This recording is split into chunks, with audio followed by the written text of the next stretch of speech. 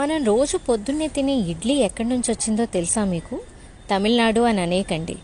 నేను కూడా అదే అనుకునేదాన్ని మొన్నటి వరకు. కానీ ఈ ఇడ్లీ పుట్టిల్లు ఇండోనేషియా అట. 7 నుంచి 12వ శతాబ్దం మధ్యలో ఇండోనేషియాను కొంతమంది హిందూ రాజులు పరిపాలించారు. వాళ్ళు ఇండియాకు వచ్చినప్పుడు వాళ్లతో పాటు వచ్చిన వంట వాళ్ళు కేడ్లీ అనే వంటకాన్ని చేసేవారు. అది ఇడ్లీని పోలి ఉంటుంది కొంచెం.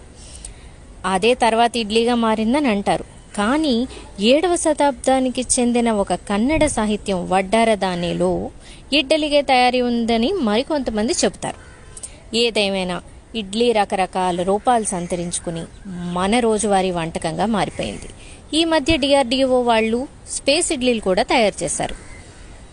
కొన్నేళ్ల క్రితం ఎనివాయన్ అనే ఇడ్లీ ప్రేమికుడు మార్చి 30న ప్రపంచ ఇడ్లీ దినంగా జరుపుకోవాలని నిర్ణయించారు. ఆ రోజు 44 కేజీల బరువున్న ఇడ్లీ కూడా కట్ చేశారట.